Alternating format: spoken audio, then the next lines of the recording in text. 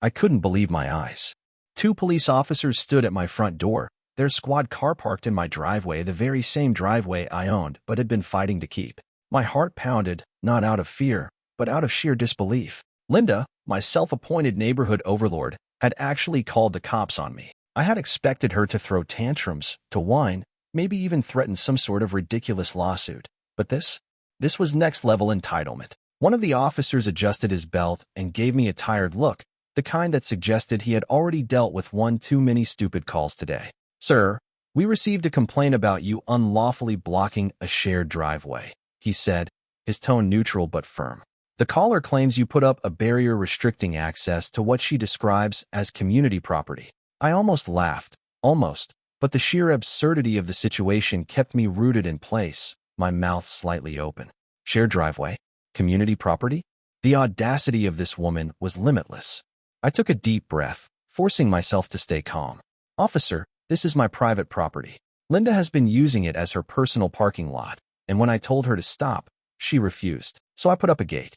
It is fully within my rights to have this gate." Before the officers could respond, a familiar, shrill voice rang out from the sidewalk. "That's a lie," Linda shrieked, marching toward us with all the righteousness of a medieval queen scolding a peasant. "I have been using this driveway for years.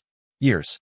The last owner let me park here whenever I wanted. That makes it common property." One of the officers turned to look at her, then back at me, then at the locked gate behind me. His lips twitched as if suppressing a laugh. "Ma'am," he said, "that's not how property ownership works." Linda's face turned a shade of red I didn't even think was possible. "You don't understand. He moved in just a few months ago.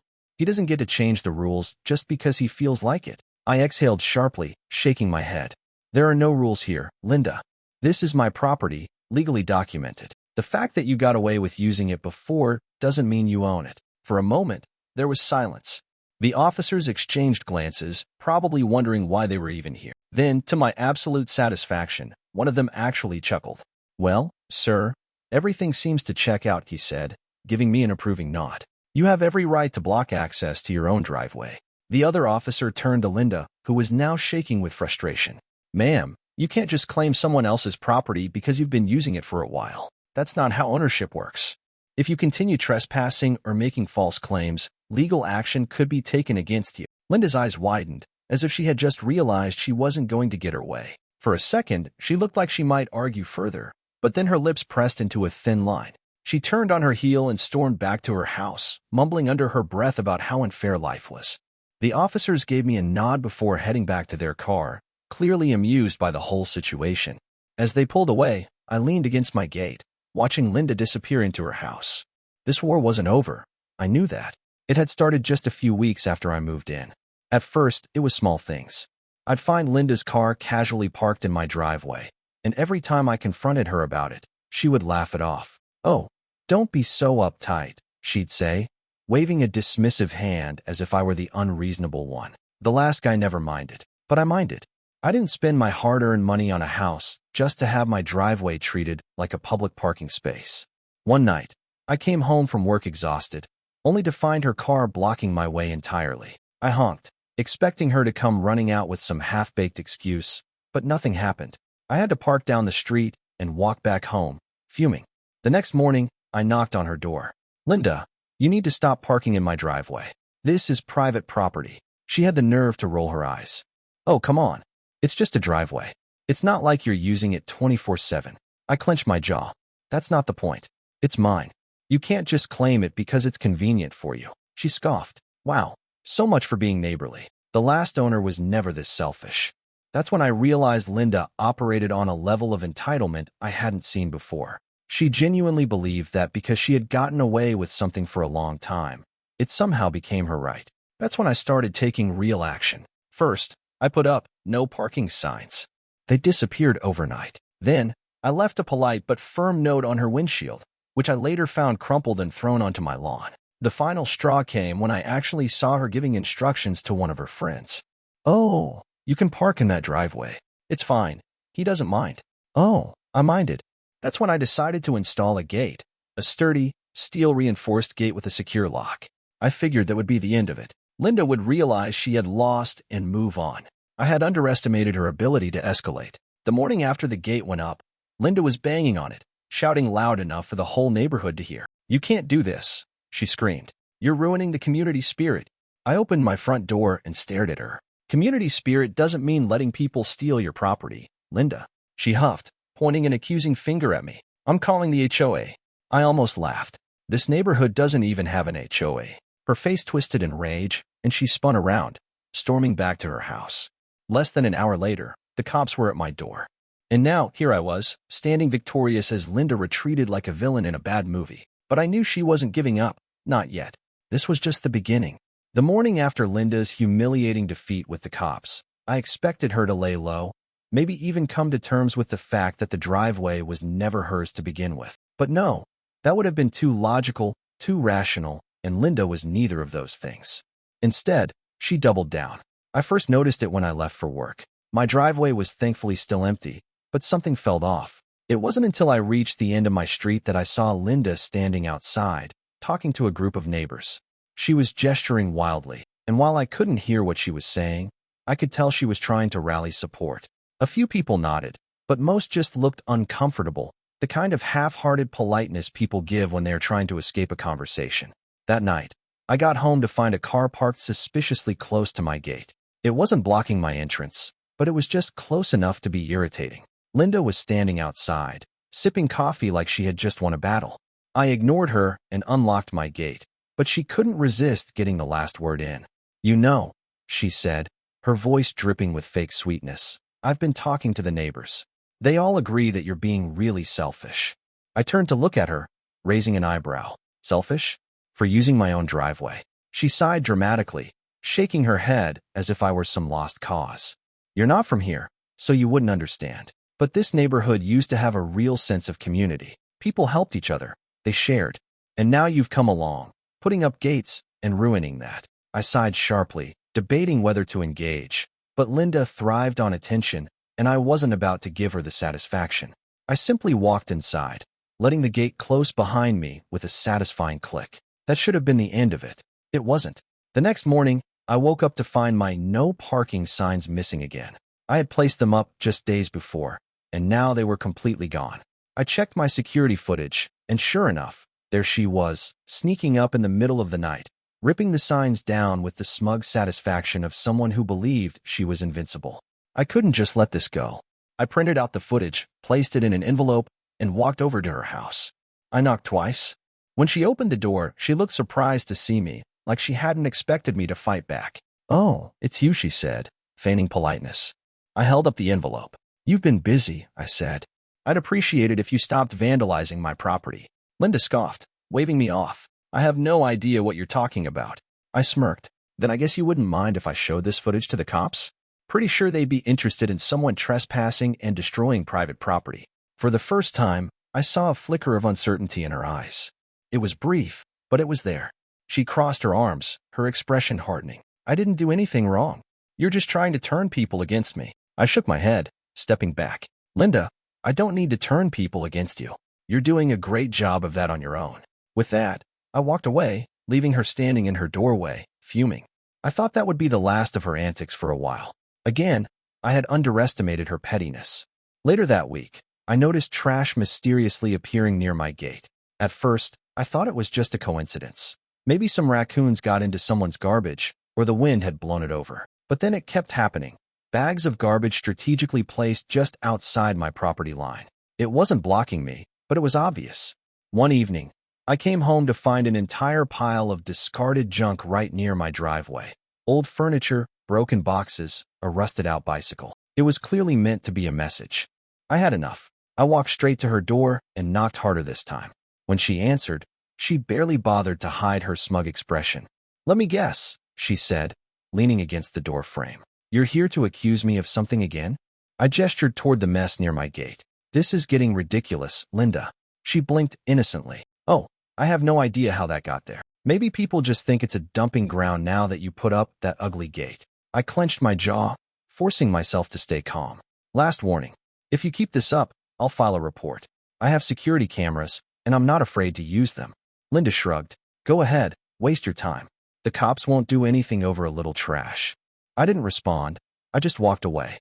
But that night, I took action. The next morning, Linda woke up to find a neatly printed legal notice taped to her front door. It outlined the city's trespassing and harassment laws, along with the consequences of continued property violations. It wasn't an official document, but it looked official enough. She tore it down in a fit of rage, storming up to my gate just as I was leaving for work. "You think this is funny?" she spat. I smirked. "A little." She pointed a trembling finger at me. "You don't belong here. You're ruining this neighborhood." I sighed. "Linda, the only thing I've ruined is your ability to steal my driveway." Her face turned red with fury, but this time she had nothing to say. She turned on her heel and stomped back to her house, slamming the door so hard I thought the windows might crack. I knew this wasn't over. Linda wasn't the type to back down. She was already scheming her next move, and I had a feeling it was going to be even worse. But what she didn't realize was that I was ready for her. She wanted a war. Fine. I was prepared to win. The morning started peacefully. The birds were chirping, the air was crisp, and for once, my driveway was clear.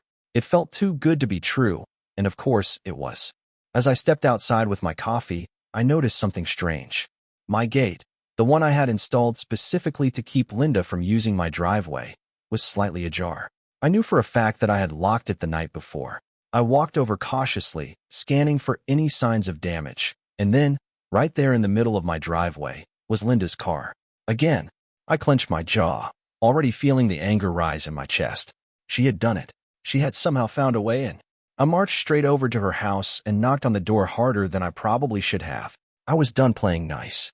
The door swung open, and there she was, standing in her usual robe with a cup of coffee in hand, looking entirely unbothered. She actually had the nerve to smile. "Oh, good morning," she said sweetly, as if we were old friends. "Something wrong?" I took a deep breath, trying to keep my voice steady. "Your car is in my driveway again. How did you even get past the gate?" Linda sipped her coffee, her eyes twinkling with mischief. "Oh, that? Well, I just gave it a little nudge. Turns out it wasn't locked as tightly as you thought." I narrowed my eyes. "You broke in?" She gasped dramatically. "Oh, don't be so dramatic. It's not breaking in if I just helped it open." I exhaled slowly, rubbing my temples. "Move your car. Now." She shrugged. "I will, when I'm done with my coffee." I turned on my heel and walked away before I said something that would get me arrested. I pulled out my phone and called a tow truck immediately. If she wanted to play games, fine. I'd show her I wasn't bluffing. 15 minutes later, the tow truck arrived. As soon as the driver stepped out, Linda came storming down the driveway, her coffee now forgotten. Hey, what do you think you're doing?" she shrieked, waving her arms like a madwoman. The driver, completely unfazed, gestured at me. "Property owner called it in. If the car doesn't belong here, it's getting towed." Linda turned to me with wide eyes, as if I had just betrayed her in the worst possible way. "You wouldn't." I folded my arms. "Watch me." She stomped her foot. "You can't do this. I have rights." The tow truck driver, clearly having seen it all before, gave her a look. "Lady, if this isn't your property, you don't have rights here." Linda turned red, her eyes darting back and forth between me and the tow truck. Just as the driver was about to hook her car up, she let out a loud, exaggerated sigh and rushed to get her keys. She practically threw herself into the driver's seat and sped off, barely missing my mailbox as she went. The tow truck driver chuckled, shaking his head. "You deal with this often?" I sighed. "More than I'd like to."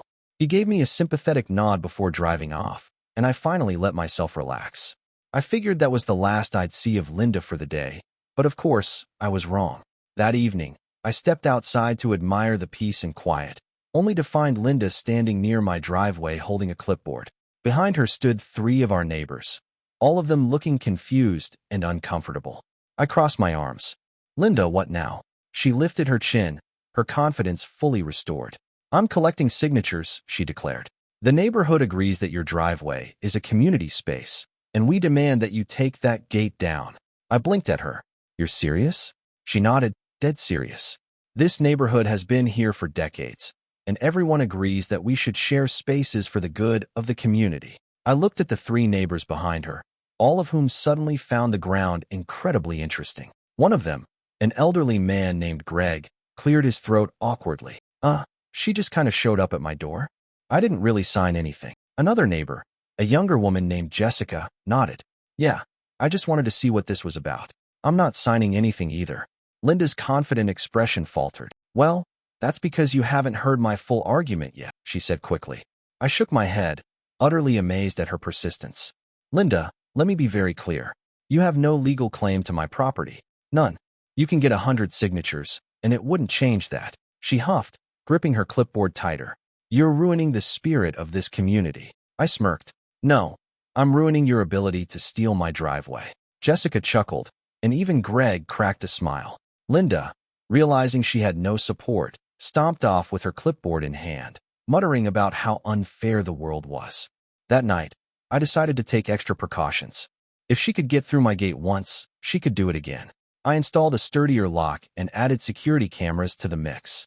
If Linda so much as breathed near my driveway, I'd have it all on tape. The next morning, I woke up to the sound of angry shouting. I rushed outside to find Linda standing at my gate, rattling it furiously. Her car was parked halfway onto my lawn, and she was absolutely livid. You think this is funny? She shrieked, shaking the metal bars. I leaned against the door frame, sipping my coffee. A little bit. She glared at me, her face red with rage. I can't get in. I took another sip. That's the point. She growled in frustration, turning toward her house. This isn't over, she muttered. I smiled to myself, watching her retreat. She was right about one thing. It wasn't over. But the next move? That was mine. I knew Linda wasn't going to let this go, but I didn't expect her to escalate so quickly. The very next morning, I walked outside to find something new on my property. Trash. Not just a few stray pieces of litter, but full garbage bags piled right outside my gate. Some of them were torn open, and the smell was enough to make me gag. Rotten food, old papers, even what looked like a broken toaster had been dumped in front of my driveway. I didn't even have to guess who was responsible.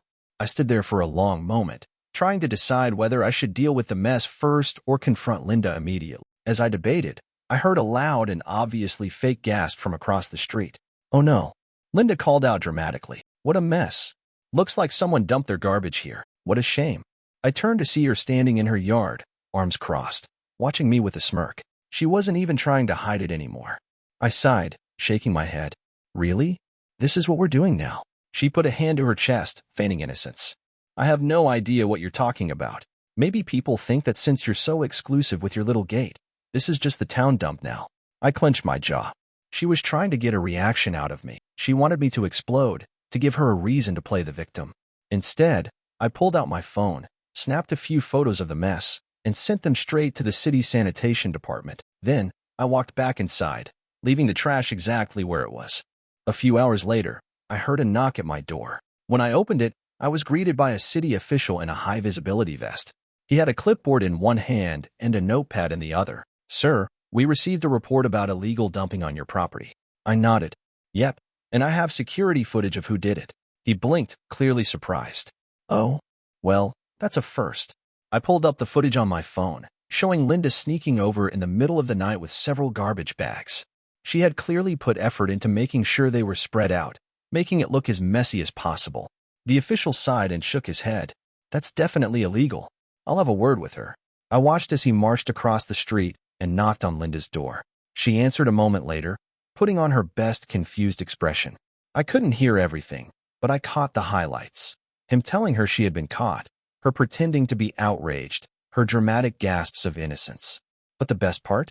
The fine. After a few more minutes of back and forth, the official handed her a citation.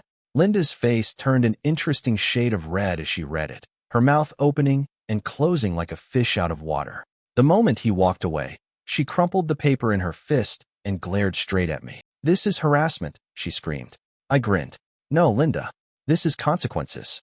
She slammed her door so hard that I was surprised her windows didn't crack. I thought that would finally be the breaking point. But of course, Linda wasn't done.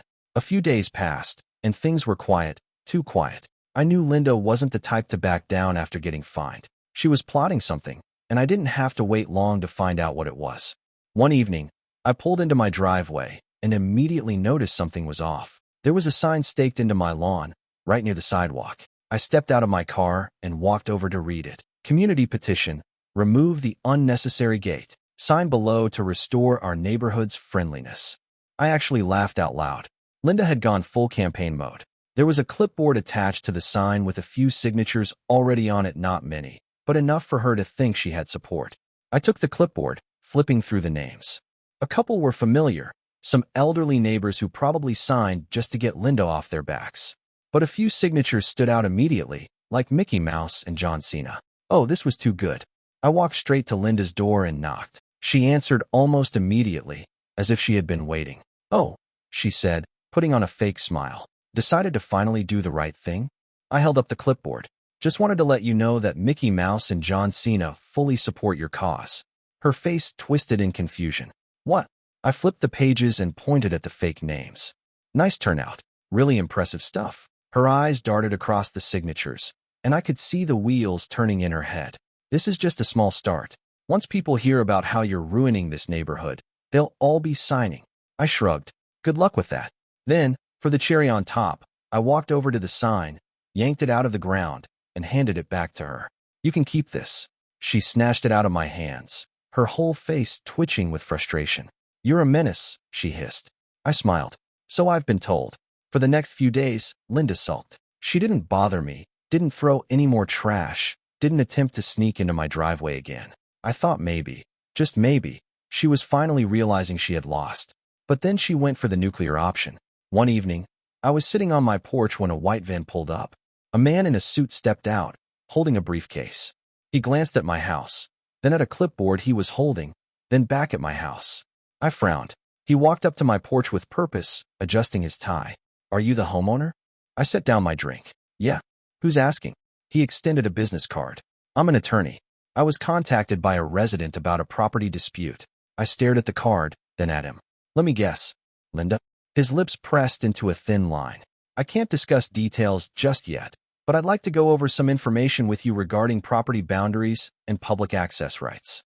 I leaned back in my chair, exhaling slowly. Linda had actually hired a lawyer. She was going all in. I looked over at her house. Sure enough, her blinds were pulled back just enough for me to see her peeking through. The moment she saw me looking, the blinds snapped shut. I sighed and rubbed my temples. This woman had no idea what she had just started. The lawyer sat across from me at my kitchen table, his briefcase neatly placed beside him. He flipped open a folder and cleared his throat, already looking like he regretted taking this case. I could only imagine how Linda had spun the story to make herself look like the victim. "So," he began, adjusting his tie, "my client has expressed concerns that you have unlawfully restricted access to what she refers to as a shared community space." I stared at him, waiting to see if he was joking. He wasn't, right? I said, leaning back in my chair. "And did your client also mention that this shared community space is my legally owned private driveway?" He shifted uncomfortably. "She did provide some claims that the previous homeowner allowed her access." I cut him off. "Allowed. Past tense. That was a courtesy, not a contract. If you've done your homework, you already know she has no legal claim." He sighed, rubbing his temple. "I have reviewed the property records, and yes, you are correct. The land is solely under your ownership." I nodded. "So what exactly are we doing here?" He hesitated before closing his folder. "To be honest, I took this case because she insisted she had a strong claim. But after reviewing everything, it's clear she doesn't." I smirked. "Did she tell you about the multiple times she trespassed? Or how she called the cops on me? Or how she dumped trash in front of my property?" His lips pressed into a thin line. "She left out those details." I wasn't surprised. He exhaled slowly and looked at me with an expression that said he was done wasting his time. "Look, I'm going to advise my client to drop this. There's no case here. Frankly, she's lucky you haven't pressed charges." I nodded. "Good call." He shook my hand, packed up his briefcase, and left. The moment his car pulled away, I looked toward Linda's house. Sure enough, her blinds were cracked open just enough for me to see her watching. The second she noticed me looking, they snapped shut. An hour later, my doorbell rang. I opened it to find Linda standing there, arms crossed, looking like she had swallowed a lemon. "What?" I said flatly. She huffed. "You bullied my lawyer into quitting." I laughed. "No, Linda. Your lawyer quit because you don't have a case." She scowled. "This isn't over." I tilted my head. "Linda, let me ask you something. At what point do you admit defeat? The cops laughed at you. The city fined you. Your lawyer just walked away. What exactly is your end goal here?" She opened her mouth, then closed it. For the first time, she actually looked unsure. Then, instead of answering, she turned around and stormed off. The next few days were eerily quiet. No more trash mysteriously appearing. No more fake petitions. No more screaming about community spirit. Linda had finally gone radio silent. It was unsettling. I wasn't naive enough to think she had given up completely, so I made sure my security cameras were on high alert. And then, 2 nights later, I caught her trying to climb over my gate. I had just settled in for the night when my phone buzzed with an alert. I pulled up the camera feed and nearly choked on my drink. There she was, dressed in all black like she was some kind of low-budget ninja, trying to scale my gate. I watched, fascinated, as she struggled to pull herself up. She got one foot on the bottom rail, then another. She grunted, clearly exerting herself, before reaching for the top. And then, just as she was about to hoist herself over, she lost her grip. She tumbled backward, landing flat on her back, with an audible oof. I laughed so hard I nearly fell off my couch. I grabbed my phone and stepped outside, keeping my camera rolling. She was still on the ground, groaning, when I walked up to the gate. "Linda," I called out. Her head snapped up, and the moment she saw me, she scrambled to her feet, dusting herself off. I dropped something," she stammered. I raised an eyebrow. "You dropped something over a 7-foot gate?" She nodded frantically. "Yes. My bracelet. It fell over while I was walking." I tilted my head. "You were walking at midnight? In all black?" She straightened up, suddenly indignant. "That's none of your business." I smirked. "Well, the cops might think otherwise." Her eyes widened. "You wouldn't." I pulled out my phone and waved it at her, already recording. She let out a strangled noise of frustration before turning and bolting back to her house, nearly tripping over her own feet in the process. The next morning, I sent the footage to the police, not because I wanted to press charges, but because I wanted a record of her continued trespassing. The officer I spoke with sighed heavily, muttering something about how he was getting tired of this street. That afternoon, another squad car showed up at Linda's house. I didn't hear the full conversation, but I saw enough. Linda was red-faced, waving her arms around as she tried to argue, the officer looking entirely done with her nonsense. Eventually, he handed her something, probably a formal warning, and left. And just like that, it was over. Linda finally gave up. For the first time since I had moved in, my driveway remained untouched. No more parking disputes, no more surprise visitors, no more trash mysteriously appearing. She avoided me completely after that. If I was outside, she went inside. If we were both in the yard at the same time, she suddenly found something fascinating to look at in the distance. It was like I had become a ghost to her, which, frankly, was the best possible outcome. A few months later, Linda and her husband put their house up for sale. I found out through a neighbor that her husband had finally had enough of her antics and was forcing the move. I couldn't say I was surprised. The day they packed up and left, I stood in my yard, sipping my coffee, watching with silent satisfaction as the moving truck pulled away. For the first time since moving in, I finally had peace. And it was glorious.